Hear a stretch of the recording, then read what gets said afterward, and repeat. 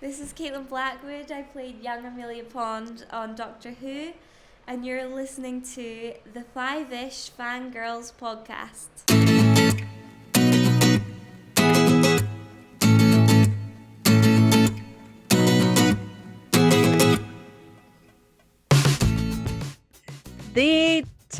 Just we continue all the way to episode 401 of the Fiveish Fangirls podcast, and we're back.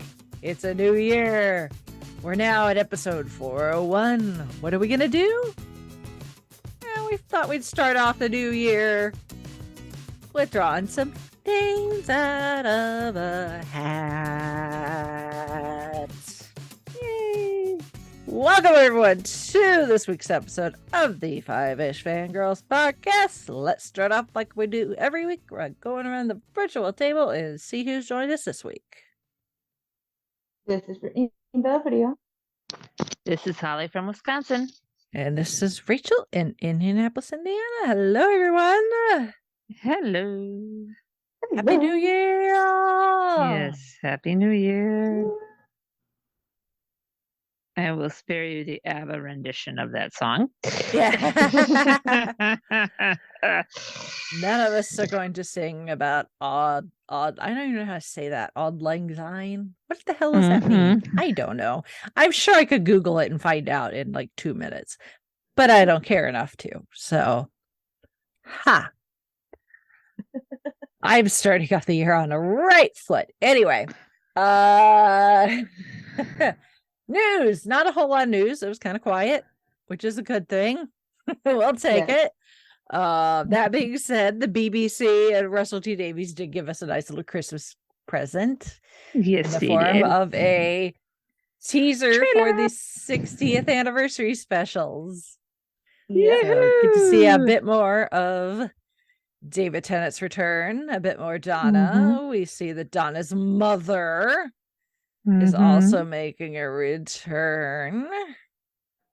Though we're getting some new characters and also some characters, some creatures that you might only know if you get into the expanded universe stuff. Yeah. Like Big Finish in the comics. Yeah.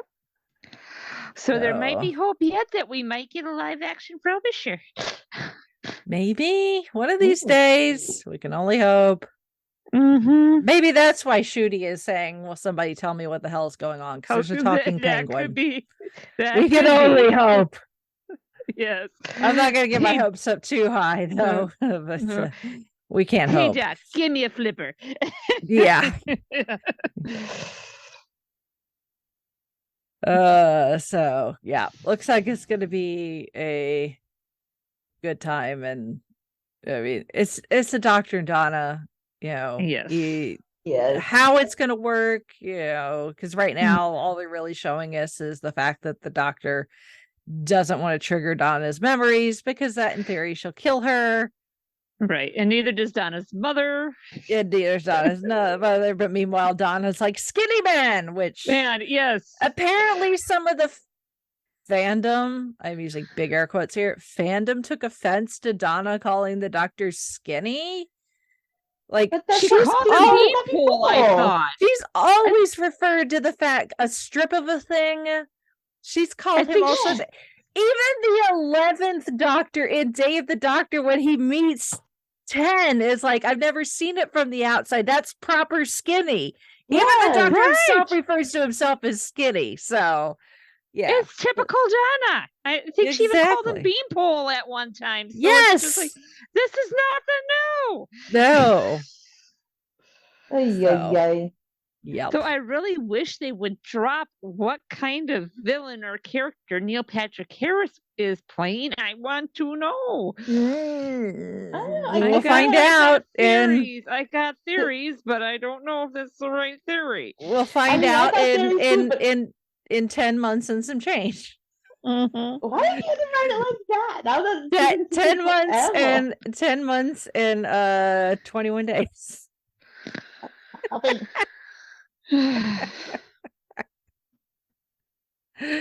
So come November, we'll be like, how did that happen already?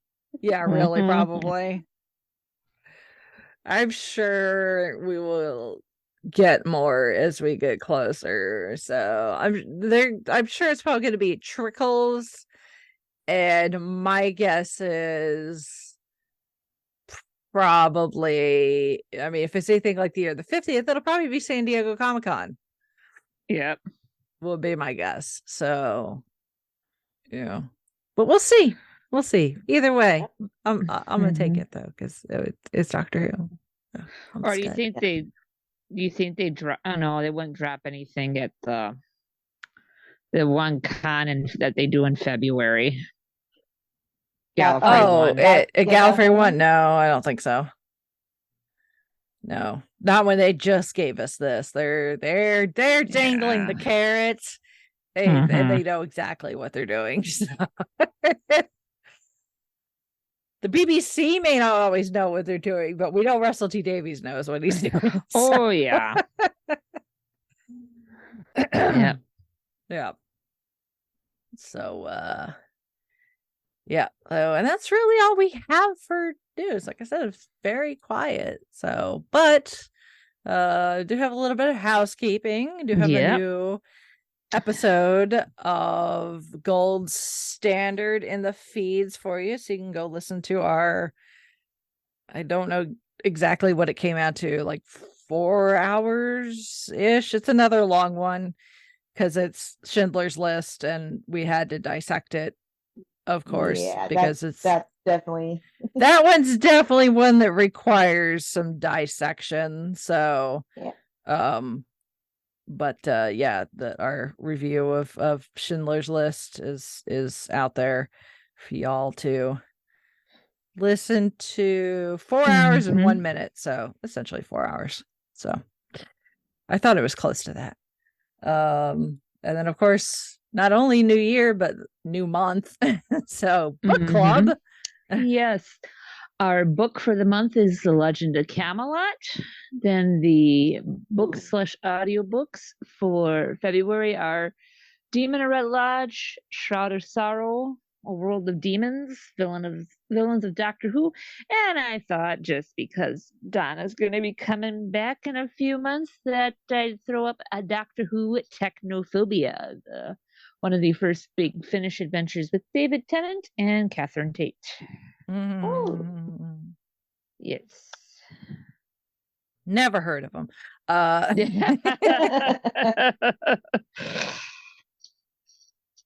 don't know who these two people are, but I'm sure they're going to be real big somewhere over on the other side of the pond. Probably.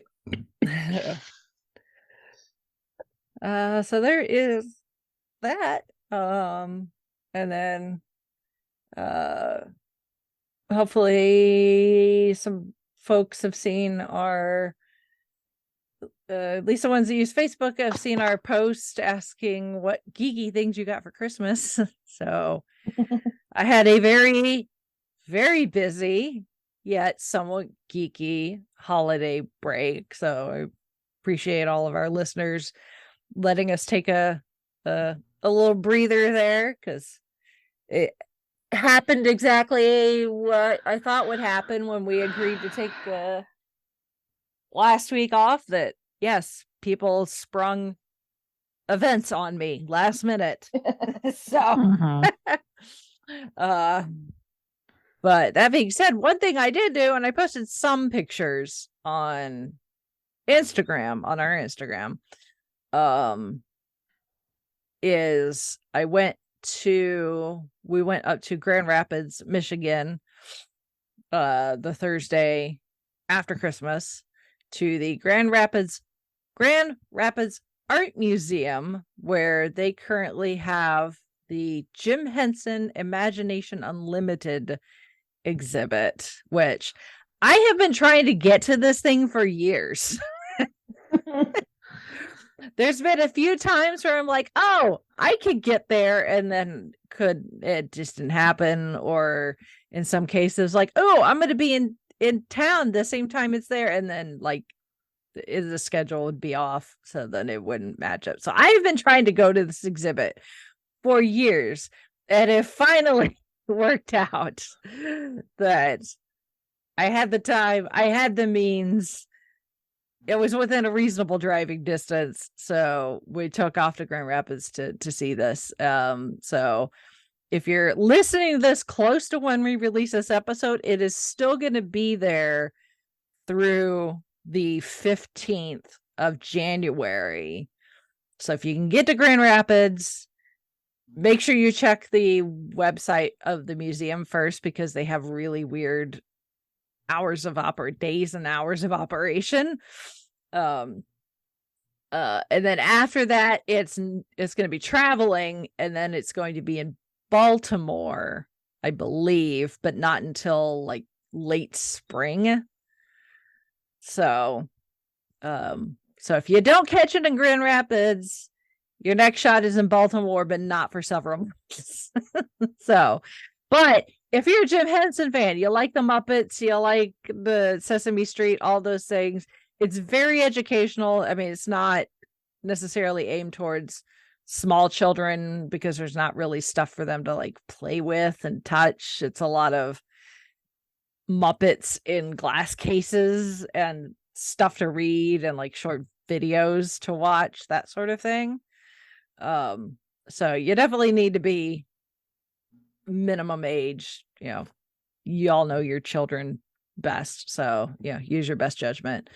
But it was just really cool to learn about Jim and his early life and what led into him discovering puppetry and eventually getting into television, and seeing and learning about some of the things that he worked on outside of the things that we recognize. Like, he did a short film at one point that was nominated for an Academy Award.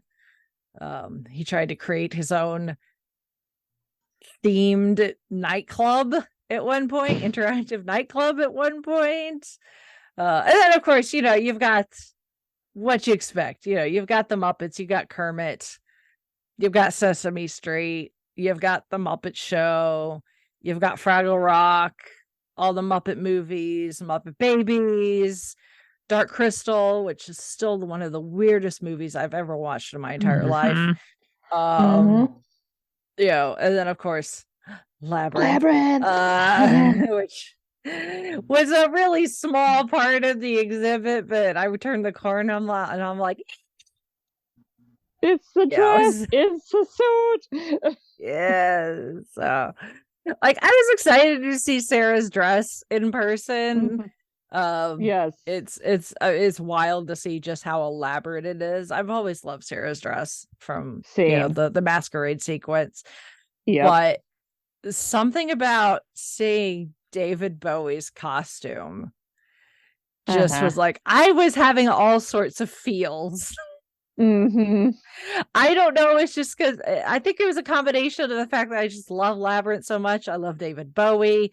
We're coming up on his birthday and the anniversary of his passing, so maybe that had something to do with it as well. But I was just like, seeing the two costumes facing each other and then spinning around in this case, and they have the entire sequence, playing on the screen there in that section. So you hear David Bowie singing as the world falls down the entire time, watching the costumes spin around, and I'm like,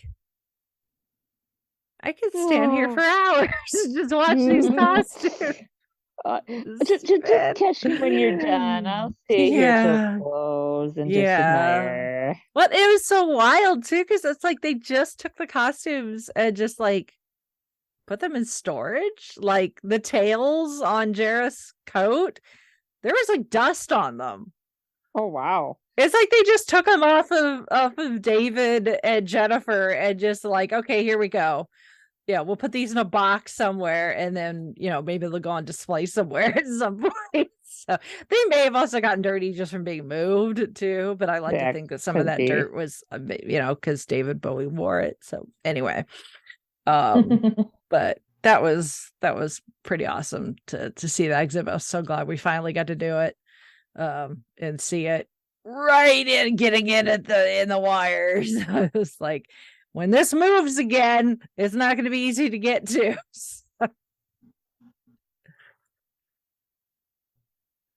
So, yeah, that was my geekiest thing that I did over the holiday break, besides watching TV and movies and the like. So, but I did get you introduced because neither of Chauncey's parents had seen Labyrinth. So as soon as we got home that evening, we watched it. So cool. Very cool. Yep. So I highly, highly recommend checking that exhibit out if you can get to it wherever it may be. So what did his parents think of Labyrinth? My mother-in-law really liked it. Yay! She was really impressed. She's like, how's somebody come up with these ideas?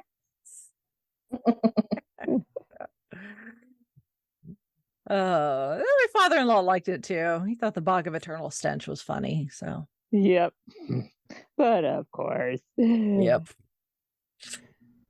Of course, fart jokes. Mm-hmm.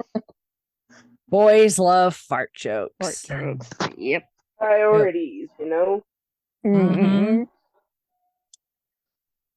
Yeah. Is that a Chrissy? Yeah. It's a Chrissy. Chrissy made it. Yeah. I was taking a nap and didn't. That is, hey, yeah, it's yeah, I am a big proponent of naps, so anytime you can get one in, I am all for it. So yep. Yes. And it was the only way I could get Lottie to take a nap. And she is still sleeping right next to me, but that's okay. She's out. Yeah. Anyway. That's cool. So yeah. Hopefully everyone else had a good holiday break and got lots of goodies from Santa, and hopefully didn't eat too much candy. Tried not to anyway. I have so much candy, it's not even funny. Yep. One of my coworkers brought in all her homemade candy that she was trying to get rid of, and it's just like, really? You brought it here? Like, okay. Well, that's how you get rid of it in the break room, just put it out on the table. Yeah. Yeah. And of course she's like, oh, you're a sucker for the same exact treat I am. The pretzels with the Rolo and then the walnut. Yeah. Yeah, she brought a whole thing of those in, and yeah. I literally had to hand slap. No. Yep. Problem with me is like whenever anyone brings like treats or whatever for work, the table they put on is the table I tend to sit at all the time. So it's always like right in front of me. Very tempting. They're out to get you. Yes. It's personal. It is. All right, let's move on to feedback. Got some feedback from Shelley. Yeah. She says, hello, girls. Happy 400 episodes. I was going to watch your live stream, and I did while I was at work during my break, and I watched a little bit. She, considering stuff she comments on, I think she watched more than a little bit. I think she got a good chunk of it.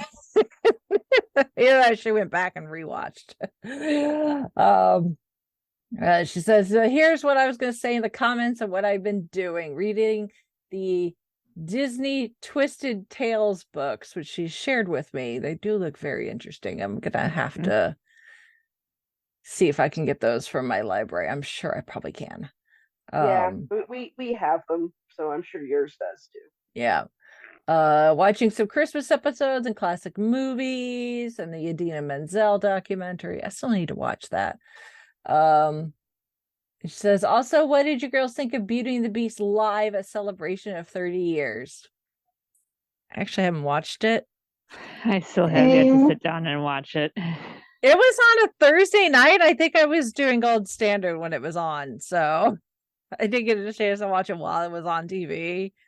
So I think you can rewatch it on like Hulu or Disney Plus or something, but I have not had a chance to watch it. So I saw that it was on Disney Plus.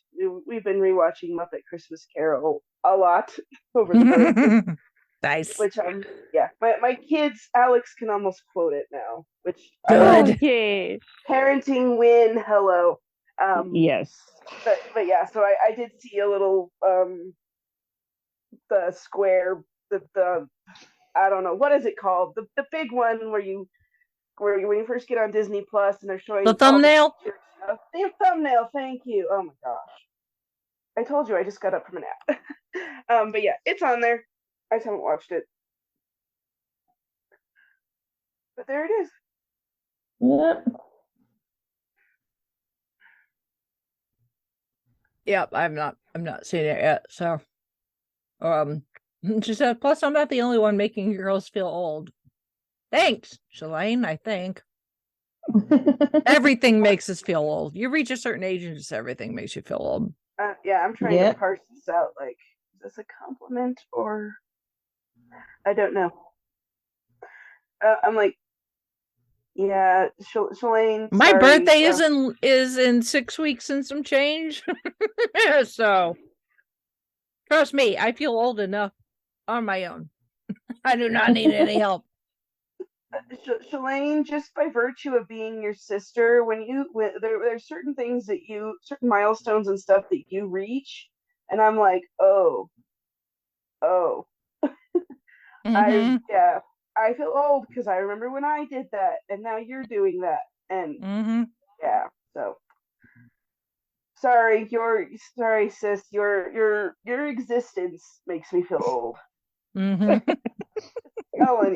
My little sister is hitting a milestone birthday this year, and I'm equally can't wait to tease her about it, but also I'm feeling old that she's hitting this age. Like, oh no. Yep. Yes. And then she asks, when are we going to talk about The Masked Singer? Oh, that is a question. We've got several seasons under our belt now at this point. So how do you talk about a show like that on a podcast like this? I don't know. The Good, the Bad, and the Ugly. Yeah. I suppose. I mean, I've caught bits and pieces of it. So I get the premise, but I'm like, yeah, because usually we talk about like our favorite episodes of a thing, or I don't know. We'll figure it out, I guess. Yeah. Yeah, game shows are a little hard to talk about, aren't they? Yeah. Just in general. Yeah. Let's see what else. Masked Singer. Yeah. So what do we think about the movie based on the musical Wicked? It's gonna have people like Ariana Grande and Jeff Goldblum and Michelle Yeoh in it. I hope it's good. Yeah. Because I really like the musical Wicked. So yeah. So I hope it's good. We shall see. Because the musical to film adaptation pipeline is kind of like the video game or board game to movie adaptation pipeline. Occasionally you get one that's good, and then there's some that are like then you get cats. bored. And then you get cats. Yeah, there are a lot that are just kind of dog poop. Yeah. So we shall see. Considering we haven't seen anything from it yet because it's still in production. That's one of those wait and see kind of things. So yeah. I feel like if they had started production on this maybe like 10 years ago, I guess I'd be more excited for it, but now I'm just kind of like Why not? There's been plans of making this an action movie for years. It's been in production purgatory for a long time. So yeah, like an actual like it's going to happen. We promise, and here is we are actively working on it. Mm-hmm. And I'm like, yeah, too much has happened to make me be more cynical. But like you said, we will see. Yep. This is funny. So another thing I just realized with Stranger Things with Vecna, he's kind of like Voldemort. A small child turns evil and then doesn't have a nose. Yep. Yep. That's hilarious. Good point, Shalane. Very good point. Yeah. So be careful of small children who seem to be evil. If they live to become adults and they no longer have a nose, turn around and run. Yes. Or they start deciding to split their soul into pieces. Yeah. Oh, Exit stage are left completely. Yep.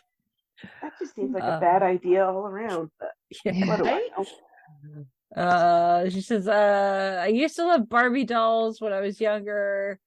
I always get Barbie dolls for my birthday and Christmas, and I love the animated Barbie movies with the live action. This one's obviously going to be live action. She said she wonders if they're going to have the song Barbie Girl. It wouldn't surprise me if they had like a cover of it. I'm sure would appreciate the resurgence, kind of like some other songs. Like Blue Swede, Hooked on a Feeling had a resurgence with the first Guardians movie, so maybe. I can see it them like doing having some newer pop star do a cover of it, maybe for the credits or something. Probably. I can't imagine that song is not going to be in there, but yeah, it's gonna pop up somewhere. She said, also I read that the second Joker is coming out in 2024, not 2023. Yeah. It says, Rachel, are you a Lady Gaga fan? Maybe we should talk about Lady Gaga. She might come up at some point. Said, so with the new year, there will be anniversary films, of course. I just updated the list. And then she gives us two more that I did not have on the list. Mrs. Doubtfire and Ever After, a Cinderella story. Ooh. Ever After. Oh, good one. I've never actually seen Ever After. Oh, it's good. It's good. It's got Drew Barrymore in it. Yeah, I know what it is. I've just never seen it. Oh, yeah, it's good. Ever After, for a really long time, that was like my movie when I'm like not feeling very good, I'm homesick or something, or I mean not exclusively, but that was like my movie, like I just need to feel happy and I need to feel better, and I would watch it, and it's just it is one of the best Cinderella adaptations. And for princess dresses, the one dress that Drew Barrymore wears kind of is position number 2 to Sarah's Labyrinth ballroom dress for me in costumes, because one of my college the friends, dress of the wings. Yes. Yeah. And one of my college friends actually did her best to make that dress for Halloween one year, and she did an awesome. And she almost had it darn close. Yes. Yeah, that's one of those movies that you're like, this should not work, but it does. It does, yeah. Oh my goodness, it does. So yeah, I would definitely be amenable to reviewing that at some point. Okay. And Mrs. Doubtfire. I mean, who doesn't love Robin Williams? Yeah. Hello. Yeah, I have seen Mrs. Doubtfire several times. And she says that might be another one where we quote chapter and verse. Probably, yeah. Oh, yeah. So since we're getting a movie about Whitney Houston, are we gonna talk about Whitney Houston? She says, if you girls are Whitney Houston fans. I can't say I was a Whitney Houston fan, really. So I'm gonna say I like songs she's done, but it's never been like ones that I go out of my way to listen to. yeah. Yeah, it's like, yeah, I know who she is, and she's a very good singer. She's just not like, oh, I must own every single one of her albums or anything like that. Yep. So, then she says, last thing about movies that flop and award season. She said, the new West Side Story flopped at the box office, and it was still nominated for Best Picture, of course, because it was a musical. And it was directed by Steven Spielberg. Those are like two of the things the Academy really loves: musicals and things directed by Steven Spielberg. Mm-hmm. So, yeah.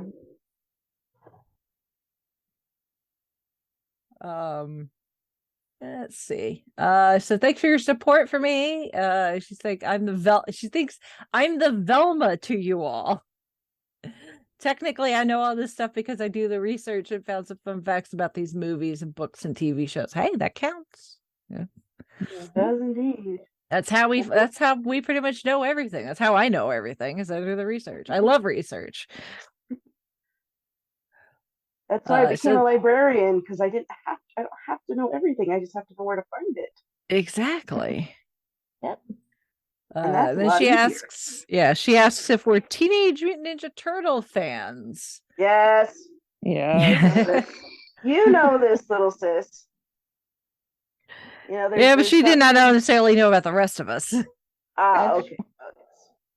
Trust me, I plunked my cousin down and showed him the first movie on VHS when he was younger. So yeah.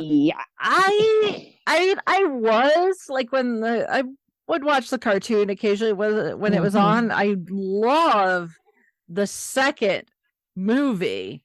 Oh, The Secret of the Ooze. The Secret of the Ooze. It's been ages. It was really funny because Red Letter Media, I'm a little behind, but they had posted an episode, a video on their YouTube channel in the last few weeks, I think, talking about the first Teenage Mutant Ninja Turtles movie, which the Turtles and Splinter were all done by Jim Henson. That was like one of the last things that Jim worked on before he died, because he died in 90, and that's when the first movie came out.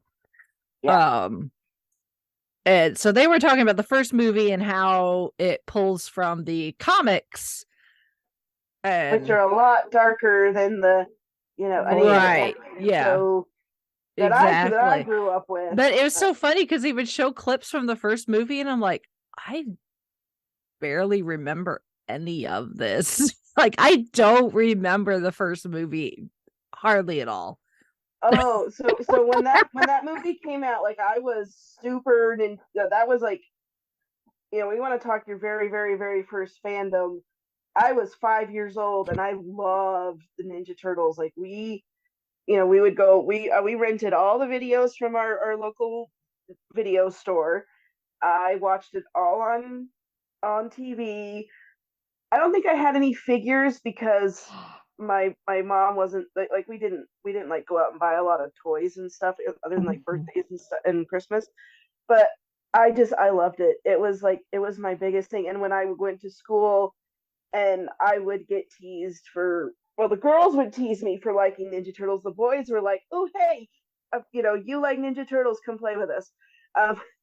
So that kind of that spurred on that. There's my personality for you. And then the movie was coming out, and my mom was like, "This looks too scary for you," and I like bugged her and bugged her and bugged her and bugged her. And they finally took me, and it was so good, and I loved it. And I just Ninja Turtles were so my thing. And yes, but yeah, that I have all the movies. Well, those early ones. Not a big fan of some of the newer ones.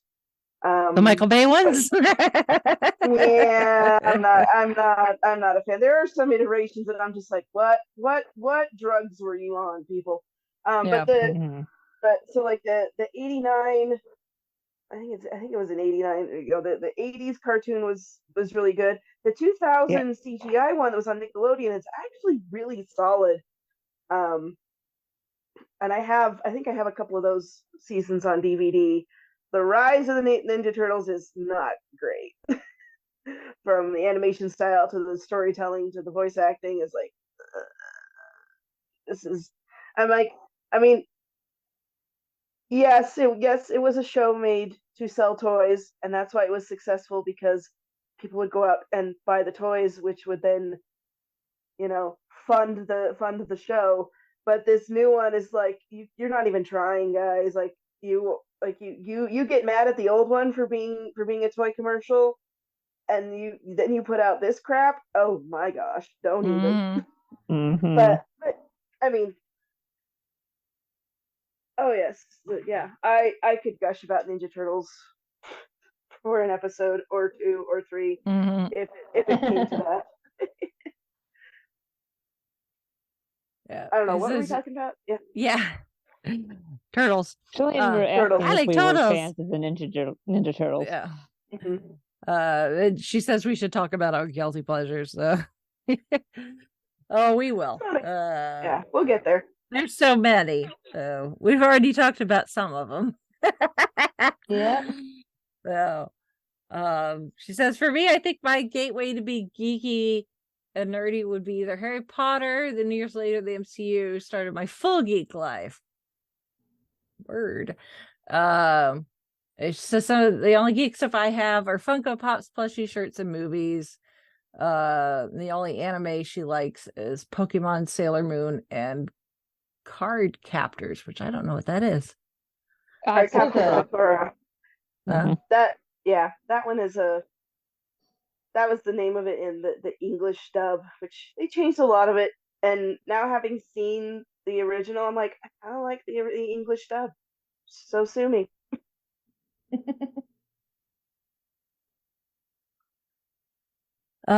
She says, I also have read romance novels and adventure novels. She mentions the Disney Villains books. She says are really good.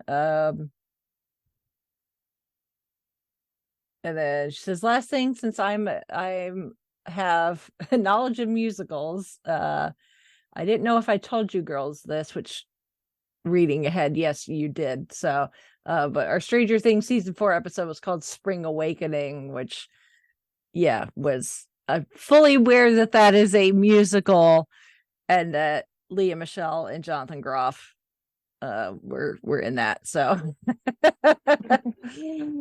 way before they were on Glee. So yeah, I was somewhat a nod and a wink, and also to a fact that the season takes place during spring break. So makes sense to me.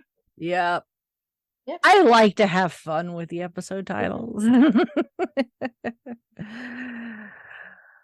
So that's from Shalane. Then we have some feedback from Aaron. He says, hello, my Fiveish hosts. Congratulations on the 400 episode milestone. Thank you. As a relatively new listener, I really enjoyed the mini recap of the podcast history and getting to hear some more of how each of you got into the different fandoms, your gateway fandoms, so to speak. Also, I love the opening, hearing all the different celebrities that have recorded intros. I've been wondering how many people you have done an intro, so it was great to hear the variety all at once. I did that on purpose. If you can't put every single celebrity bumper at the start of your 400th episode, when can you? Right. I eagerly await what you all have coming up next and hope to listen to at least another 400 more. Happy holidays to all, Aaron. Well, we'll do our darndest, Aaron. Yes. Considering how long it's taken us to get to this 400, yeah, I think we can do it. Yep.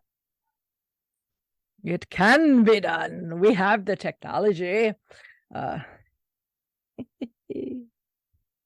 There's a reference for you. All right. Like I said, we're going to start off not having to do any research except on the fly. Because that's the best kind of research. So bust out those web browsers so you can open up your IMDb and Wikipedias. And we will see who comes out of the bag. We've got some that have been in here since the very beginning.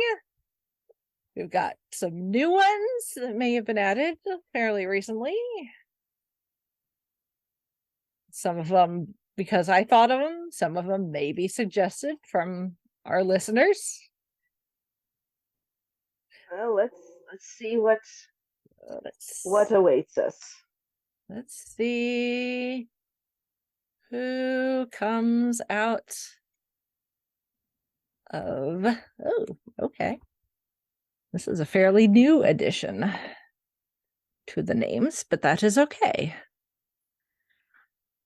I went in and dumped the bag out and then added some new ones and folded over some of the paper, hoping maybe they'll get less stuck together. So that was my attempt, at least. All right. So this actor, American, is an American actor, studied at Harvard and the London Academy of Music and Dramatic Arts.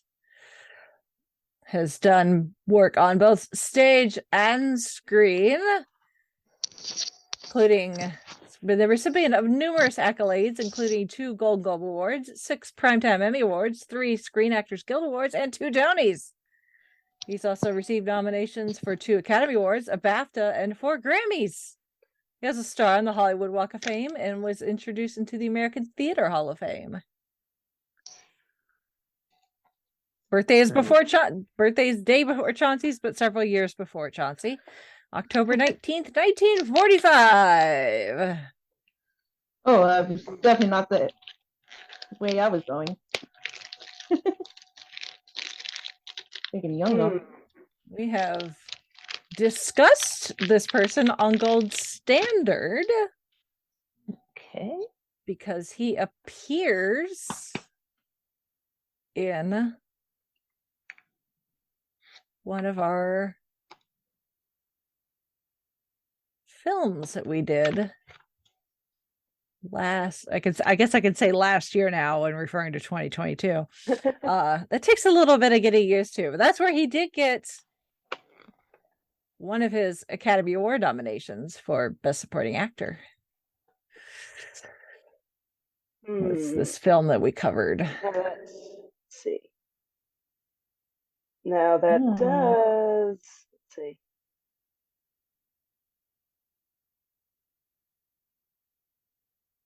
He's done some very notable voice work as well for a quite popular animated series of movies.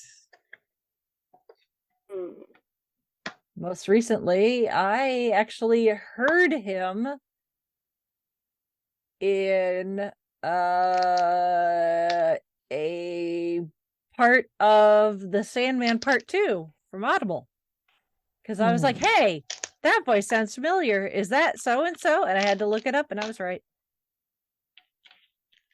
Because he does have a very distinctive voice for being an American. You know how it is with Americans. Yeah. Okay, I think of American, I think of distinctive voice Morgan Freeman. No. I don't think he's that old. Sorry, I'm looking up, like, let's see. This is going to be really obvious, isn't it? Yes, it is.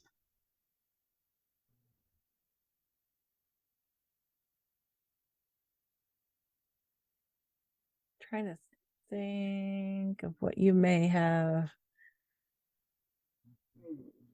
Probably the most recent thing you probably saw him in, knowing at least you guys. Was it John Lithgow? Yes. Oh, wow. Okay. Ooh. Nice. Yeah. Good one. Oh, I was just looking at the Sandman audio cast, and I'm like, yeah, you're British. You're New Zealand. Yep. Oh, that's right. That's right. Yep. And I did not realize that was a true story. Obviously, the whole stuff with Dream is a bit, but the person he's portraying was an actual person, the guy who thought he was Emperor of America. So that was an actual guy. So, but I was like, wait a minute, that's John Lithgow. I was like, yep, it is John Lithgow. Fancy that. There you go. Yep. So I was gonna say probably the most recent thing you saw him in, depending on who you are, was probably when he played Winston Churchill in The Crown, which is still several years ago, but well, and I always think of he was the voice of Lord Farquaad in Shrek. Yep. That's probably where a lot of people know him from, is the voice of Lord Farquaad. And Third Rock from the Sun. Before that, Third Rock from the Sun. Yeah, so that's where that's my earliest memory of John Lithgow is Third Rock from the Sun. So well, I got you one step further. Harry and the Hendersons was my first experience with John Lithgow. He played the dad. Yep, he played the dad. Yeah. Apparently, he was Yoda in the original radio drama of Return of the Jedi. Yes, he was. Interesting. He didn't do too bad of a job. Yeah. And then I always forget, because I don't watch it that often. He's the antagonist in Footloose. Yeah. Mm-hmm. The original. Yep. Yeah, the original. Yeah. Yeah. So yeah, John Lithgow, he's a New Yorker. He was born in Rochester. So, but he does have a very distinctive voice. You kind of hear it, and you're like, I know that voice. His mother was an actress. His father was a theatrical producer and director. So runs in the family. It runs in his blood. Yeah,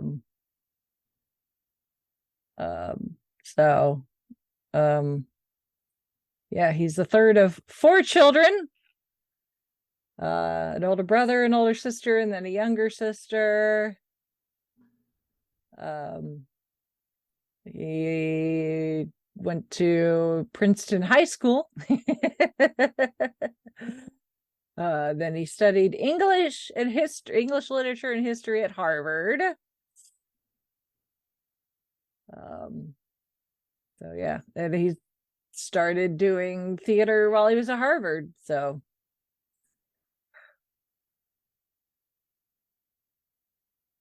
graduated from Harvard with an A.B. magna cum laude. Then he went and studied the London Academy of Music and Dramatic Arts. So, but yeah, he started his career in the early 70s doing film and stage. He got his first Tony Award first Tony nomination, and first win in his debut, which was in David Story's The Changing Room. So yeah, he's done. He started his career, just kind of took off. So yeah, but yeah, he did the voice of Yoda in NPR adaptations of The Empire Strikes Back and Return of the Jedi.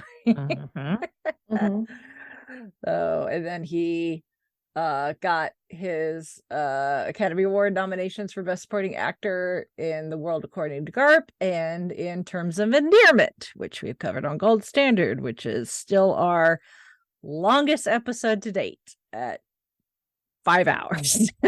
So.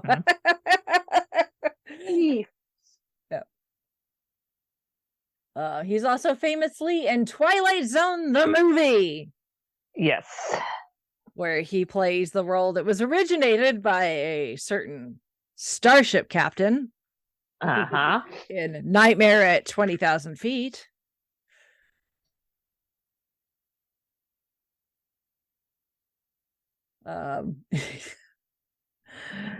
For you lower than A tier films, he was also in the Adventures of Buckaroo Banzai Across the Eighth Dimension. Forgot about that one. Well, you got to pay your bills. Yeah. That was an interesting one, though. That was a bit of a, depending on your mood, that can be a hidden gem. Yeah, and then yes, he is the pastor / dad who condemns dancing in Footloose. Yeah, he was in Harry and the Hendersons in 1987.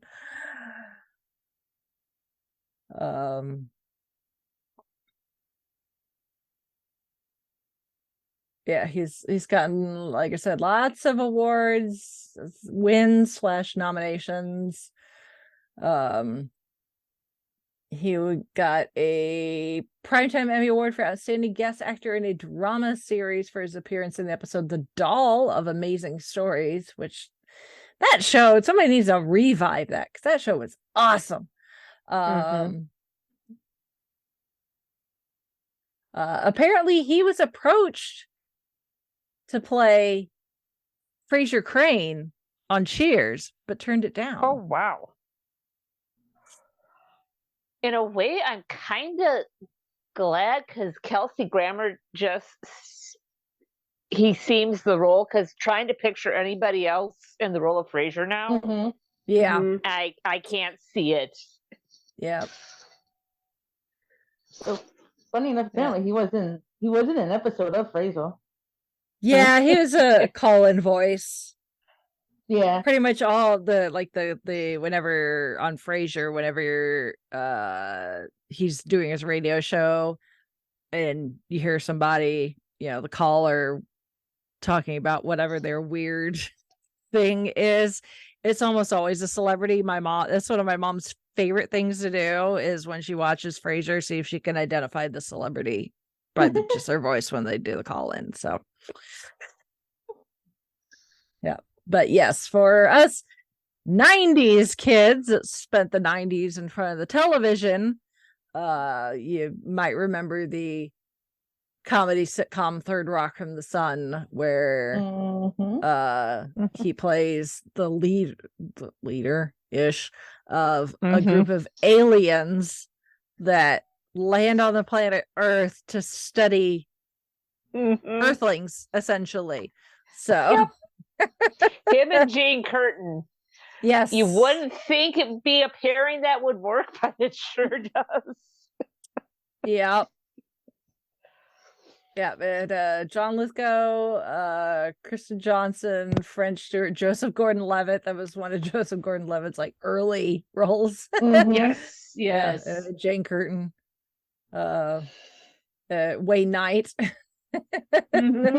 Oh yes. So it sounds like it's the whole premise is just this whole fish out of water type thing where they're supposed to be blending in and observing humanity, kind of like Mork, Yes. and reporting back the things they learn, but because they're not human, they do things wrong, say things wrong, do things weirdly because they don't get it, because they're not human. So they don't understand our ways of doing things. So it was funny, but it's like the premise, it seems like it shouldn't work, but it was it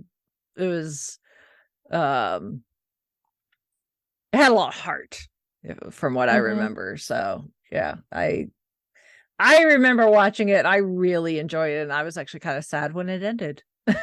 So,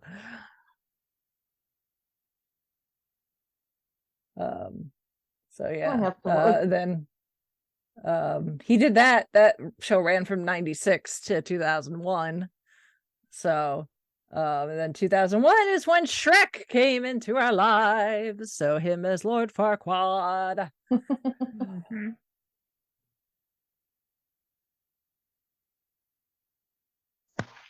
And he's again goes back and forth between stage and screen. I mean, he's done Dirty Rotten Scoundrels.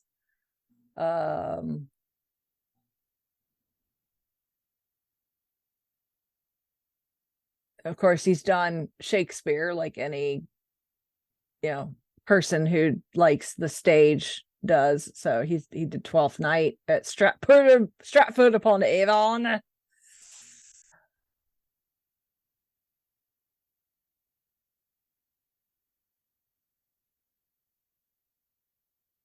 Apparently he was in Dreamgirls, but I don't remember him being in Dreamgirls. Maybe it was like a tiny role. Yeah, little cameo. Yeah, he plays a film producer who offers Beyonce's character a film role. So yeah, it must be a small part because I don't remember him being in Dreamgirls. Maybe I need to rewatch Dreamgirls.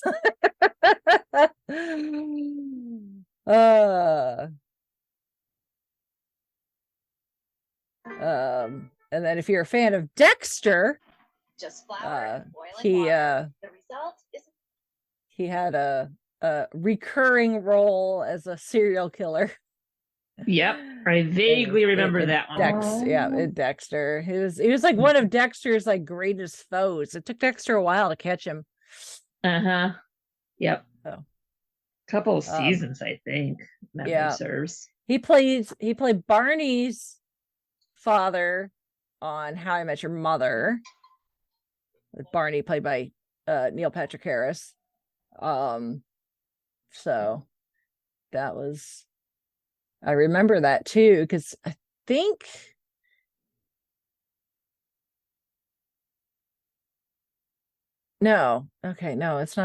it's not Barry's father that I was thinking it was like one towards the like the last season after he and Robin get engaged. I think it's Robin's father that he meets in that we're first introduced to. So anyway, because I was gonna say a friend of mine is in that episode, but no, that's not. Wrong episode. Apparently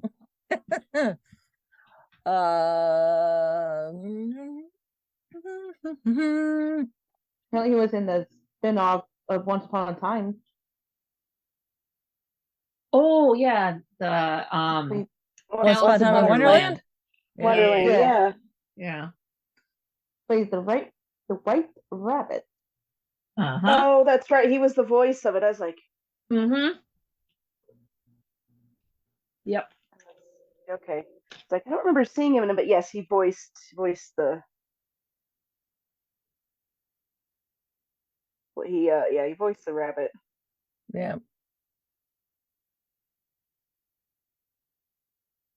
He's in Rise of the Planet of the Apes. He's in Interstellar, which I only watched once, so it's okay. Of course, he's in The Crown, playing Winston Churchill, which I thought was wild. Have an American play Churchill. Almost seems kind of sacrilegious if you think about it. Because Churchill was such an institution. You would think only a Brit could play him, but he did a really, really good job. Actually, he did a really good Churchill. So, because Churchill was like personality, so you need someone who can like embody that personality that was Churchill. So, but I thought when he first popped up with The Crown, I'm like, oh, okay. But then more I watched, I'm like, yeah, no, I kind of dig this. I'm with this. So, but that won him a Primetime Emmy Award and a SAG Award. So.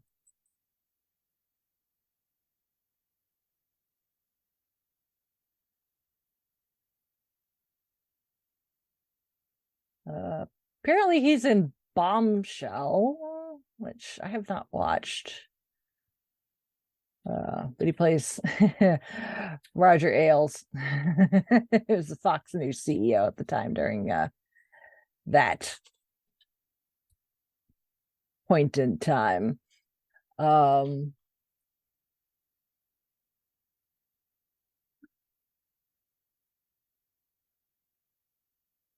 Yeah, he's still actively working. So, he's done lots of several children's books actually and albums. So,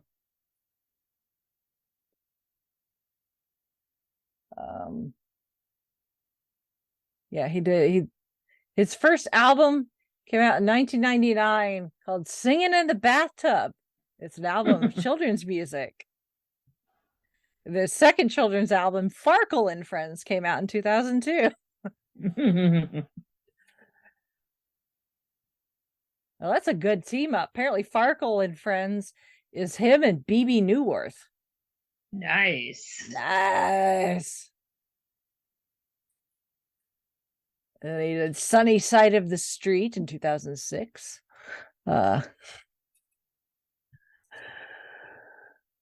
That's cool. So and then obviously voiceover work for this, that, and the other thing. He pops up every now and then going, hey, wait a minute, I know that voice. Like I said, so like he popped up in The Sandman Part 2.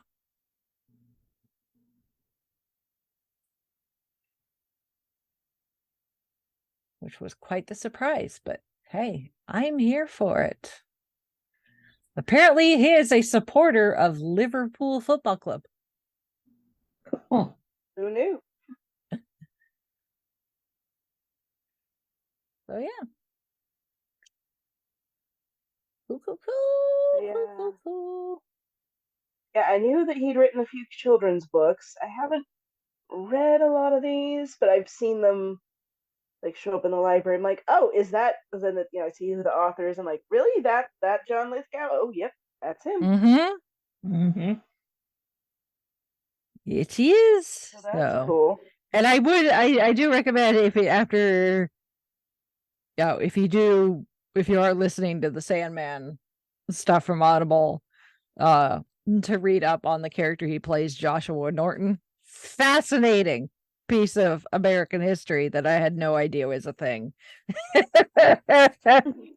But Joshua Norton was an actual person who claimed himself Emperor of America, Emperor of the United States, and Protector of Mexico.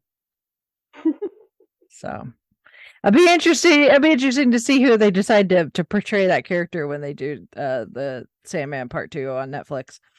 So,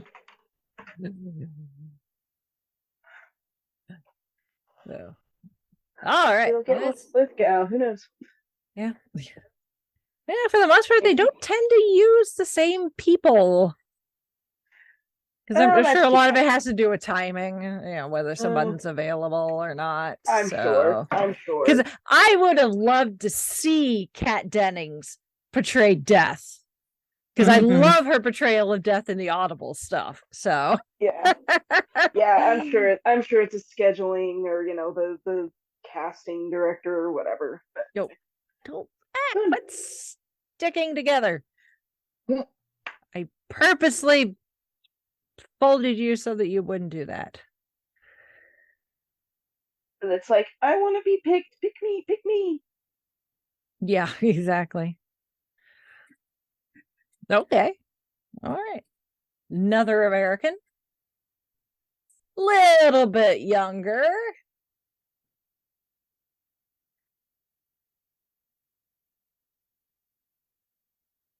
Someone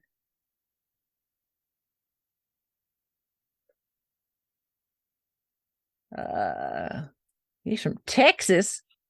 At least he's born in Texas, Midland, Texas, in January 23rd, 1961.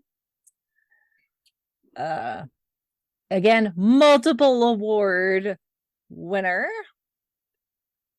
including a Primetime Emmy Award, 2 Screen Actors Guild Awards, 3 Academy Award nominations, and 4 Golden Globe nominations. So, and this person's one of their biggest roles early on in his career, the guy behind me could talk about a lot. I think I know who it may be. Because he has watched this show several times through. Was not an OG cast member. Yep. But became quite popular once. A fan favorite almost. Quite the fan favorite, and even reprised said character in the spinoff. Uh-huh.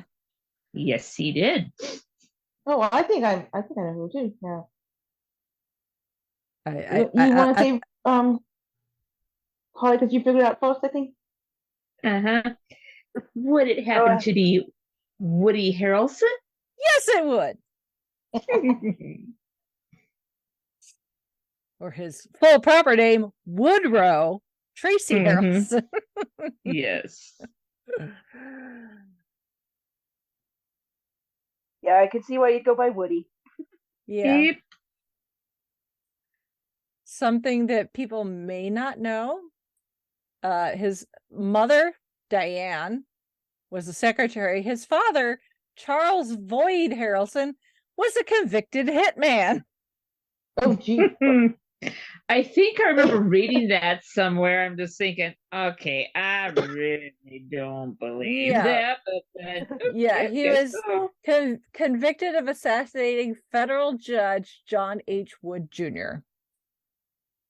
But he was a hitman and a member of organized crime.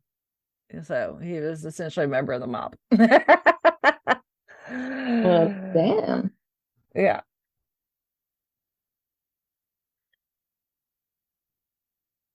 Yeah.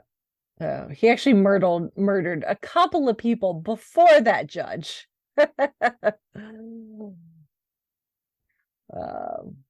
So yeah, he was first tried for murder in 1968 for the murder of Alan Harry Berg. He was acquitted.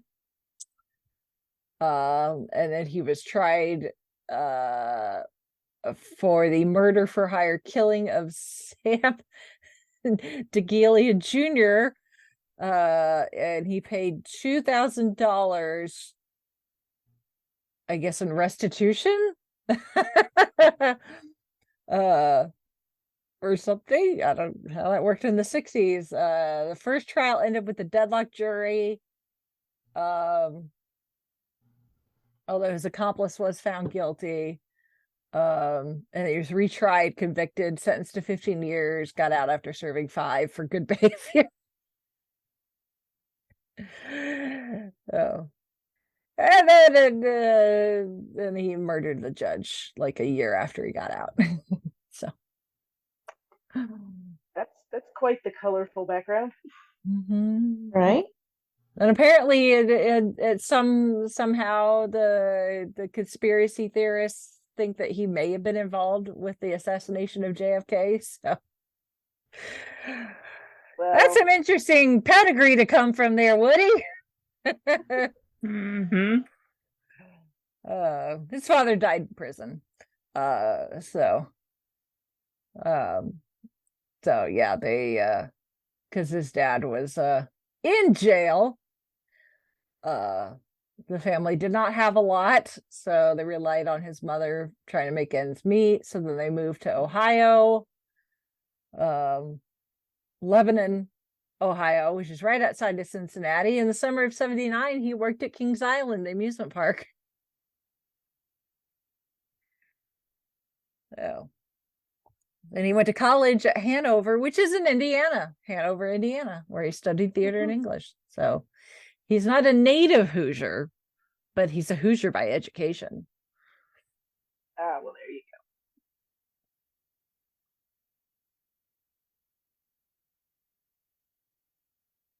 So yeah, but he is most widely known for playing Woody Boyd on Cheers, because after Nicholas Calistano, who portrayed Coach, died in between seasons, they ended up killing Coach off on the show, and they brought in Woody, who the character Woody is actually from Indiana.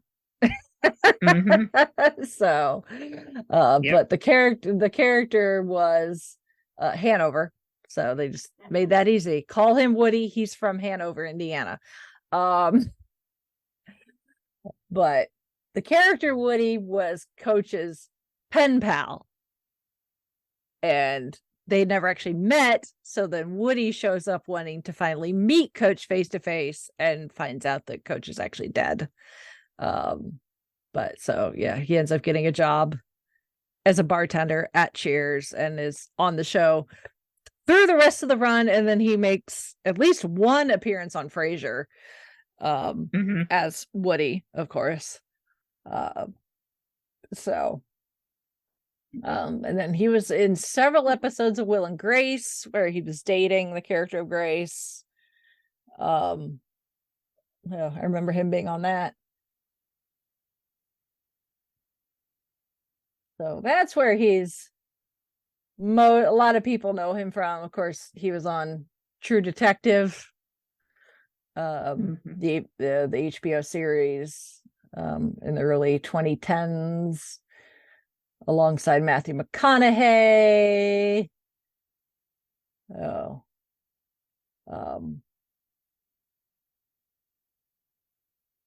And then he's done a lot of film too. Quite the variety of stuff. Yes. So, like, right? White men can't jump. Yeah, he's in stuff like Natural Born Killers. Yeah.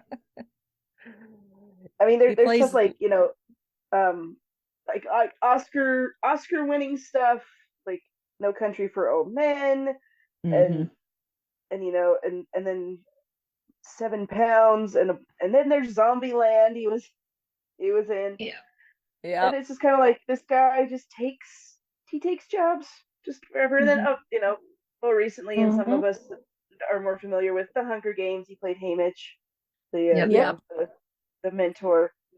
And then he was also I know him best. Yeah, and then he was Beckett in Solo, A Star Wars Story, which I'd forgotten about, because one of my early personal faves of his, Doc Hollywood with Michael J. Fox and Bridget Fonda, and that one's one of my faves.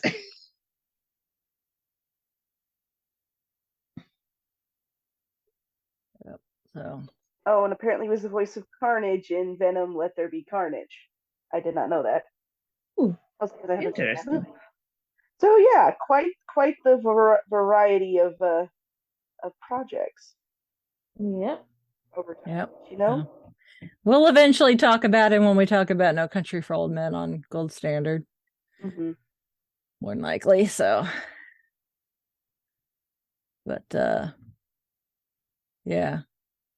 He's supposed to be really good in the Zombieland movies. So and he's in Now You See Me, and Now You See Me Too. He plays a magician / con artist. Merritt.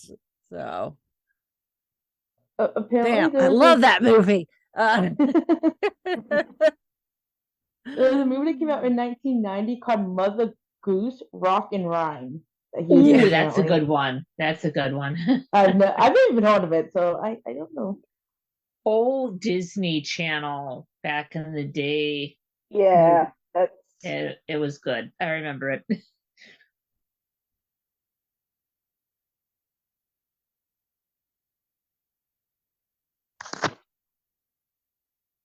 So yeah, he's again still very active.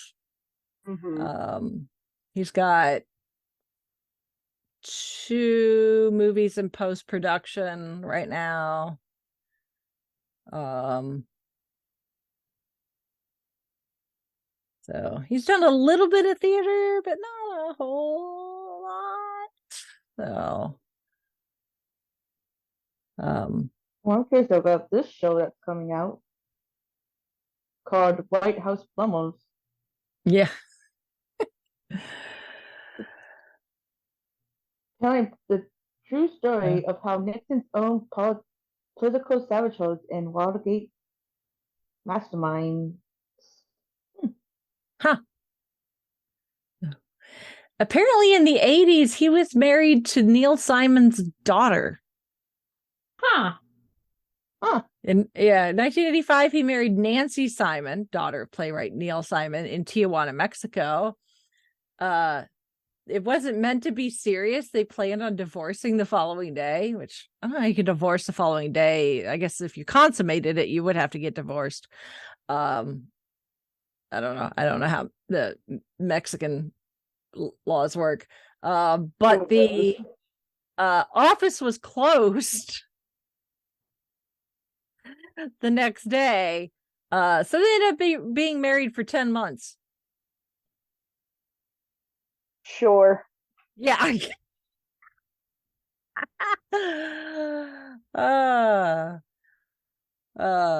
then he married his current wife in 2008. They met in 1987, but they didn't work to get married until 2008. Anyway, apparently they live in Maui. Huh.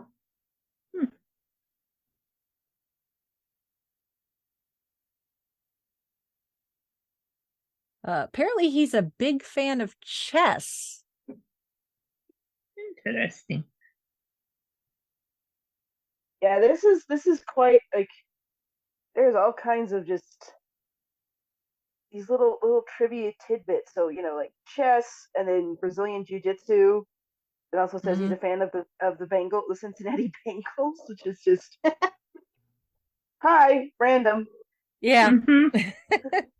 Well, Chauncey does Brazilian jiu-jitsu, so. Oh, I knew that, yeah. Yeah. But it's just like there's just all these different things that seem kind of incongruous on the surface, but sure. Yeah. Like you wouldn't think these things, but Woody Harrelson's kind of, I don't know. He's one of those guys like I don't know what he's gonna do next. Of course, not. And apparently, he plays charity soccer. He took part in Soccer Aid, which raises money for UNICEF. He played the match in 2010. He played for Rest of the World. I don't know what the other team was called. Apparently, anyone who's not from the UK, although Gordon Ramsay was on his team. So anyway, he played for the Rest of the World team alongside some former soccer professionals, as well as Chef Gordon Ramsay, Mike Myers, the actor, not the slasher, and Michael Sheen. He played the last 15 minutes and scored the winning goal. Nice. Well, there you go. I guess it's England. It's England versus the rest of the world. So. Okay. So, cool. All right.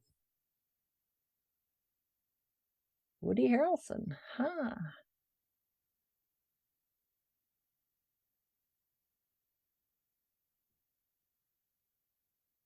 Well, do we want to stop there, or we do want to do one more? Up to you. I could go either way. Yep. Same. Your pick. Oh, my goodness. I mean, the first two, they were good, but they weren't necessarily extensive. We can do one more. We can do one more. Okay. Yeah, especially if it's like one of these that we're like, and that's all we know them from. Yep. Yep. I mean, even looking at the Wikipedia page, I'm like, okay, that's a thing I've heard of, but I don't know anything about it. Yep. Yep. Okay. Our last one is, ooh, okay. Oh. This woman, Okay. not American, from the other side of the pond. Okay.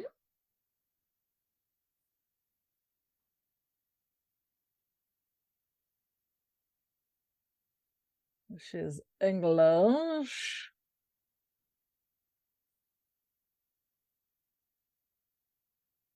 Although she's appeared in both American and across the pond TV shows, among other things. So Okay. she's not strictly across the pond.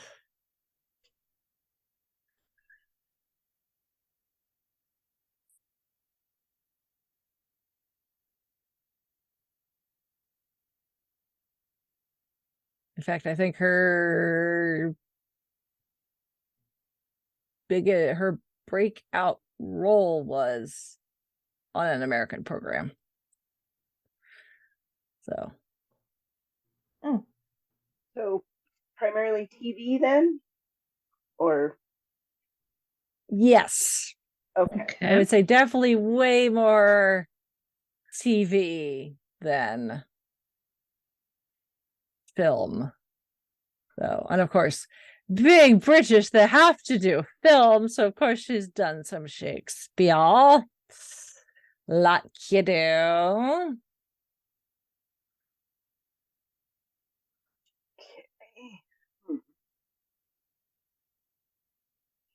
Yeah, actually, our film credits, I don't know what any of those are.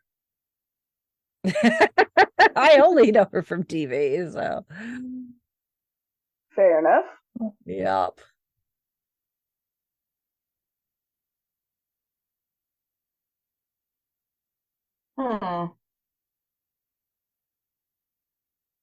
She was born and raised in Surrey.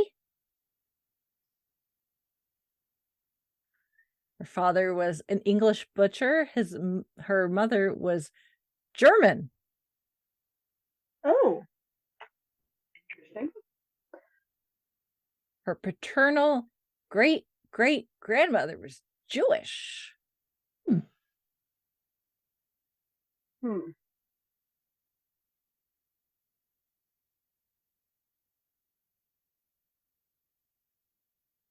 She has 2 younger sisters.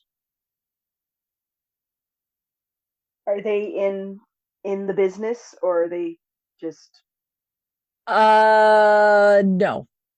okay? It's like that would be interesting, but Nope. I am blanking on who this could be. I really can't give you a whole lot more without seriously giving it away. Really giving it away. Although recently discussed, she's been married a few times. Recently discussed her ex-husband on an episode of Gold Standard, and I did not realize they had been married. So when I found out that he had been married to this person, I was like, wait, what? How did this, they were married from 93 to 97, so it wasn't very long, and obviously a while ago, but still I was like, wait a minute, they were married? I did not know that.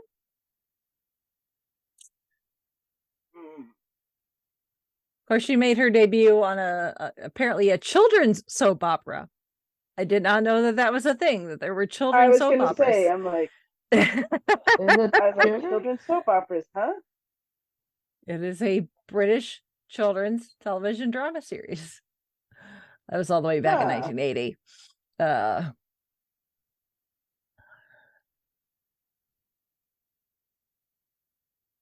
And then she did a bunch of stage work, including a lot of Shakespeare, including Julius Caesar, King Lear, Much Ado About Nothing, A Midsummer's Night Dream, and Othello.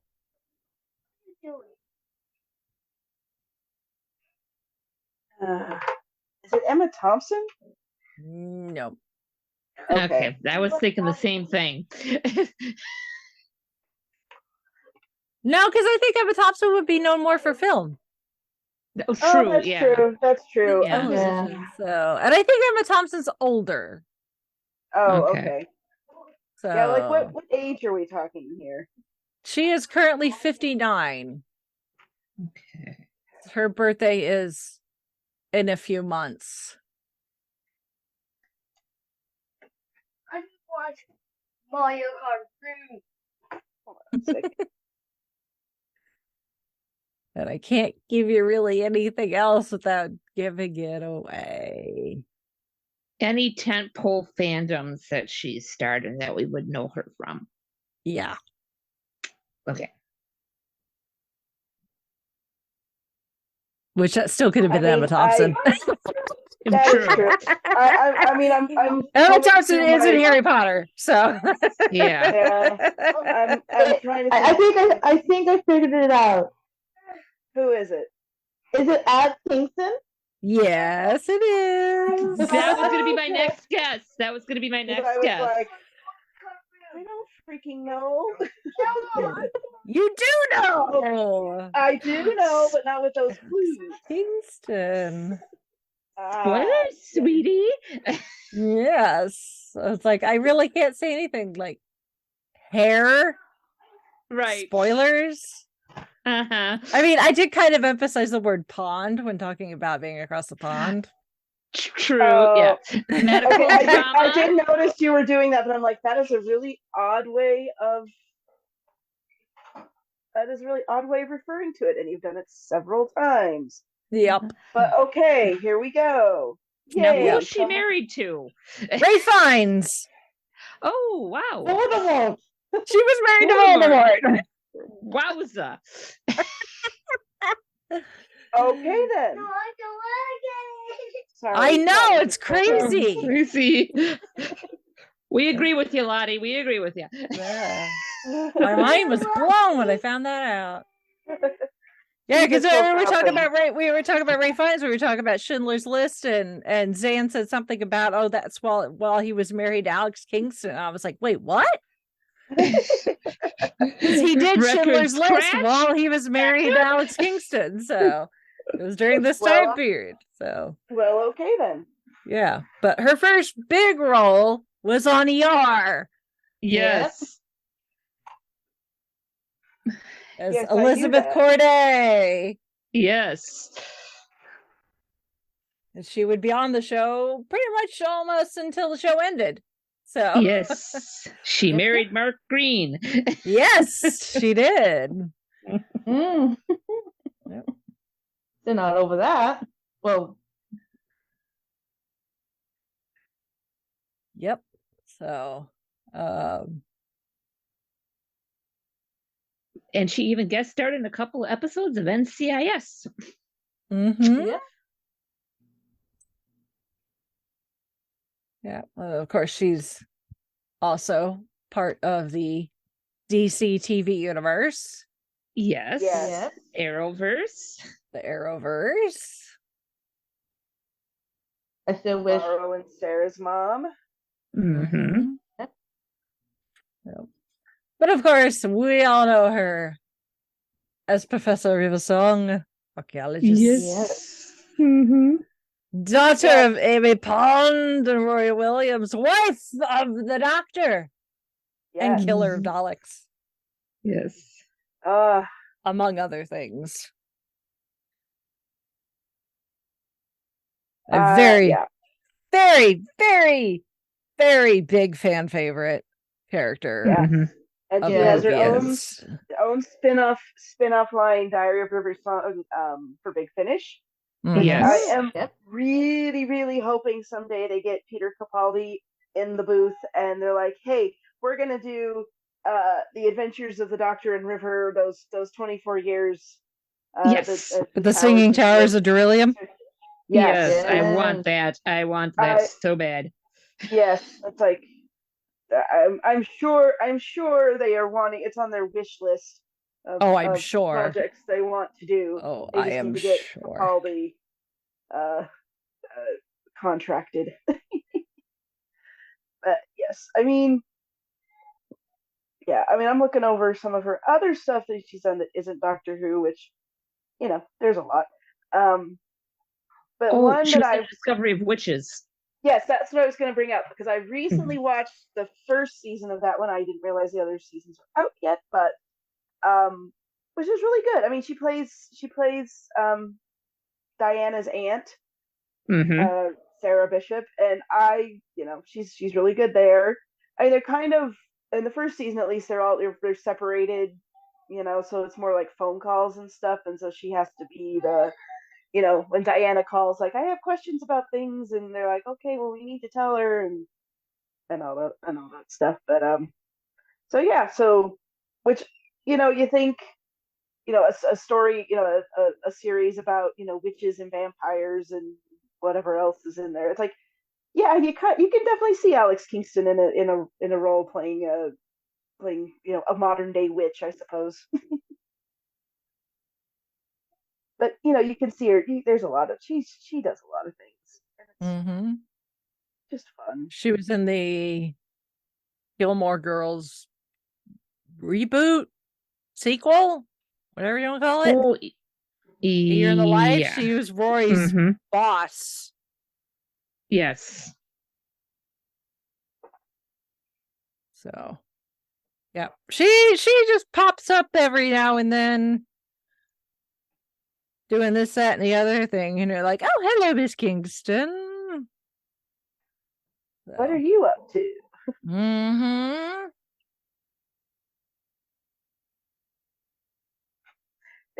There's a picture here of Alex Kingston, Karen Gillan, and Catherine Tate at some con or another, and I'm just kind of looking at it, and I'm like, I don't know, just the way that Alex and Karen are posing, I'm like, or their facial expressions, I'm like, yeah, you guys could be related.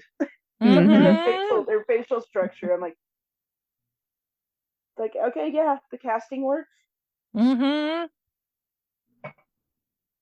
of course, Catherine Tate is there, and it just makes it even that's just like better. A lot of like ginger power right there, just in that picture. Yes. So watch out for the redheads.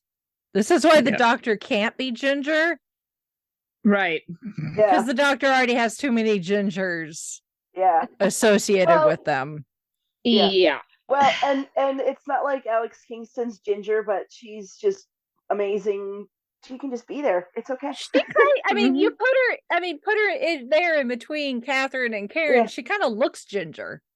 Yeah. Well, it's like I'm looking at her hair and I'm like, what? I mean, I see blonde. There's brown, but like ginger, red. I don't know what color her hair is. Yeah. Well, you got to remember whatever color Fabulous is. Exactly. True. Yeah. Well, and then you got to remember River's parents, Amy and Rory, reddish blonde, and her mother is a redhead. So red. Yep. Yes. Yep. Well, my biggest thing is I love that she's got the huge curly hair, because I can cosplay River Song because with the hair. I don't have to do a dang thing. I just have to mess it, some mousse, some gel, tousle it, and I'm like, hello, sweetie. So I love that she has the hair. Yeah. Which I have cosplayed River. Yeah. I mean, River Song is just one of those new Who characters that you're just like, why does it take so long for us to get a character like this in Doctor Who? Well, now we do. And so good. I mean, she's the only person in the entire universe of Doctor Who that has made a Dalek beg for mercy. Yes. That tells you everything you need to know about River Song. And this is the interesting thing about River Song is that she is very accomplished. She is skillful. She has she is who she is, and in lesser hands, like as far as writing, acting, what have you, that character would have been a complete flop or a complete mess or just somebody like completely annoying, it had the potential to just not work at all. But because it's Alex Kingston and Stephen Moffat doing the writing and everything else around it, is like, it works. It just works. And it could not be anybody else playing that character, because they wouldn't know what to do with her. They would do it like maybe too much, too little, or wouldn't understand it. Or I mean, and I don't even know like how do you understand this character, but somehow Alex Kingston gets it. She has fun with it, and the fans love it. I mean, I'll be honest, I wasn't sure about her the first time I saw her in Silence of the Library, and I was like, who is this person? Why are you here? And then the more you watch her, the more you see what's going on, the more you understand her story. You're like, oh, I get it now. I understand why this character is the way she is and why she's so cool. So, and and a lot of that, I mean, I do give credit to the writing, but a lot of that is down to Alex Kingston's she just does it. And she doesn't need to ask for permission. She doesn't need to, I mean, I'm sure she thought about it, but it just flows, and it's just perfect. It's one of those characters that could have just crashed and burned, but it didn't. And that's all, and that's a lot of it due to her. So it's awesome. Very much so. Yeah, I was the same way when I first saw Silence of the Library. I'm like, who is this and what? And then she comes back later, and like you figure out, they slowly unwind her story and the fact that she and the doctor are not living in in sync with each other. So it's like, you could go on YouTube and you'll find people that have put like River Song's story in chronological order for her. Yeah. And you watch, I mean, obviously Alex does not play River. Once she becomes River's song, it's Alex. Obviously, Melody is played by a couple different actresses, because we got young Melody, who we don't know is Melody yet when she regenerates as a young child. And then we've got Melody, who is Amy's best friend, who decides we should go kill Hitler. And then when she regenerates into River, it's like she just takes off, and she just it's one of those casting that nobody else could have done the role and brought River to life like Alex did. And the fact that we have Big Finish now so that River can continue, even though they have figured out how to bring her back on TV. So we got the Husbands of River song for Christmas one year, which is one of my favorite Christmas episodes. Yes. Oh yeah. Because her and Peter Capaldi together is just perfect. I know. It is. It totally is. And I think the fact like they there's a lot of, they promised a lot of things with it, and then with the character, and then unwound it as time went on. I think that helped. But it is just I kind of marvel at like, just how did you guys pull that one off? I mean, obviously Doctor Who, it's time travel, wibbly wobbly, all that stuff. So it can work. It's just, how did you think of it? How did you pull it off? And just how does it work so well? I just, because we've known characters, I've known characters that are trying to do similar things to River Song, like the swagger, the confidence, the all this, and they just don't work. They're not relatable. They're not interesting. They're just annoying. And I think because like you got the confidence for her first, and then later as you see her story unfold, you're like, okay, now we get into the deeper character stuff and what makes her tick. And she's not always the super confident, super, capable, everything. There are some moments of uncertainty for her. There are some things that she has to deal with. But they're very well balanced. Like all of that's very well balanced. And so it's like, I know there's this whole thing like we want to have strong female characters. Well, here's how you do a female character who is strong and interesting and relatable and she doesn't live her life in the right order, and it all works out. So people ought to take notes here. Yep. This one. And with a character like River, because she's living her life out of order, essentially the rest of us, I mean, that just left things wide open for Big Finish. Oh, of course. And we know that River has met every incarnation of the Doctor up through Capaldi's face. Mm-hmm. So it's like, oh, let's hear about when River Song met, Sylvester McCoy's Doctor, Yeah. How did that turn out? Right. Oh my goodness. But yeah, it's just, I don't know, I'm looking over some of her other stuff. Her other big one was a Maul Flanders miniseries, which I'm like, yeah, I could see her being Maul Flanders. Absolutely. Let's see, there was another TV movie about Boudica where she played Boudica. It's like another one. It's like, yep, that one's for you. Ooh, I might have to find that one. That it was, let's see, it says 2003 is when it came out. So I have seen parts of Lost in Austin, which is so she plays Mrs. Bennett. And it's kind of weird because Mrs. Bennett is very the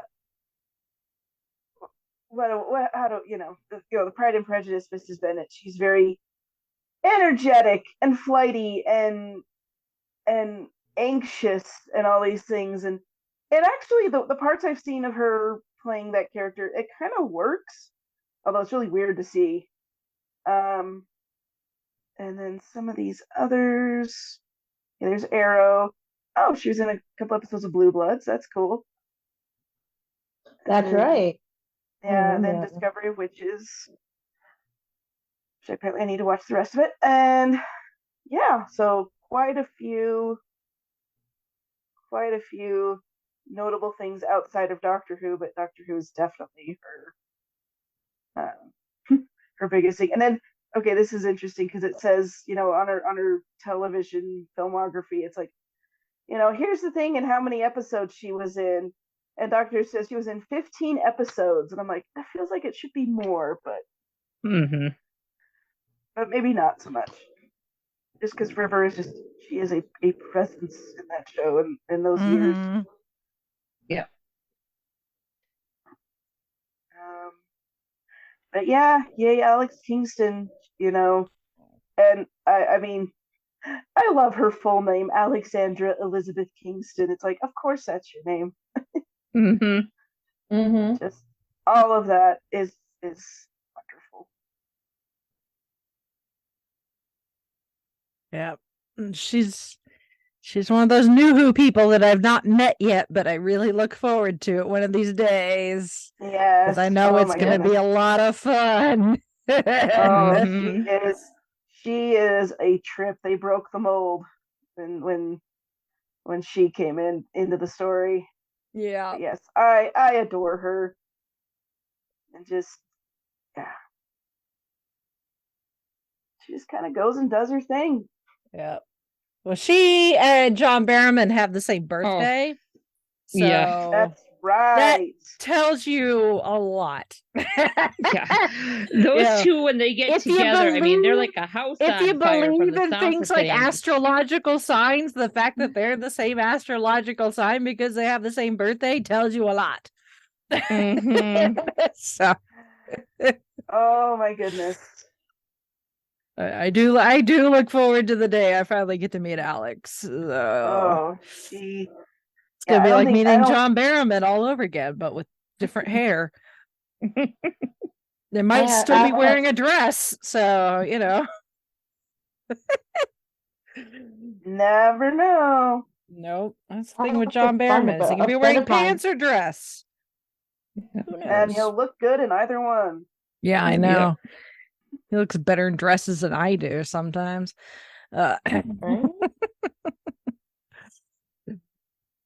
Oh my gosh.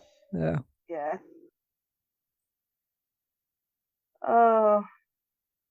Yeah. We love her. Mm-hmm. And I love that she's still doing it. Mm-hmm. Okay, so I had to look it up. John Barrowman's birthday, like he is 4 years younger than her. Mm-hmm. I just had to look on, like, I was like, it's not. But they're both March 11th. March 11th, yes. Yep. But I don't know. I was like, had to see, like, I know he's a little bit older than some of the others, but I just had to figure out, mm-hmm. like, where all that is. But anyway, that's crazy. Mm-hmm. Never know how it goes. All right. Well, was that a good one to end on? I think so. I think so. I think so too. Not that we don't like John Lithgow or Woody Harrelson, but we just have a little more to talk about with Alex Kingston. Yep.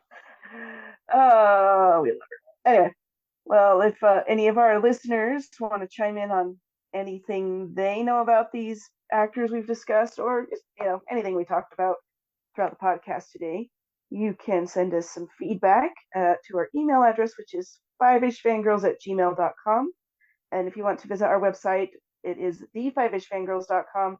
It has links to our social media stuff, our YouTube, Facebook, Instagram. So we post things there.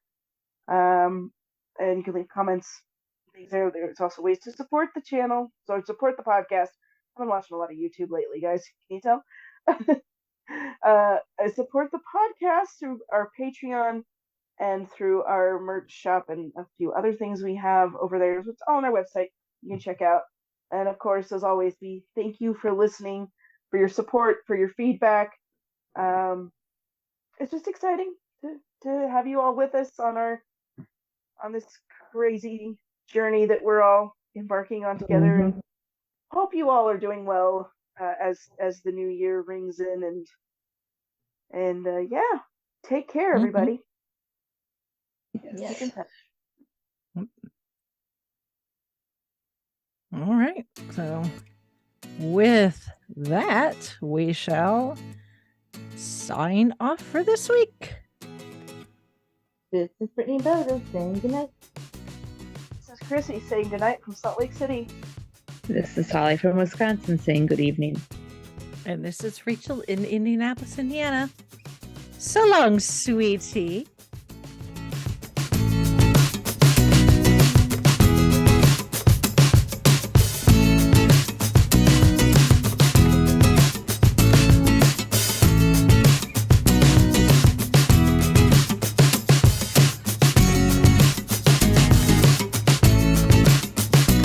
Thank you for listening to the Fiveish Fangirls. Please visit thefivishfangirls.com for details on how to further support the show, along with information on our nonprofit, Fangirls Give Back. We love our Fiveish fam and appreciate all of your feedback, shares, and encouragement. Remember to keep letting your geek flag fly.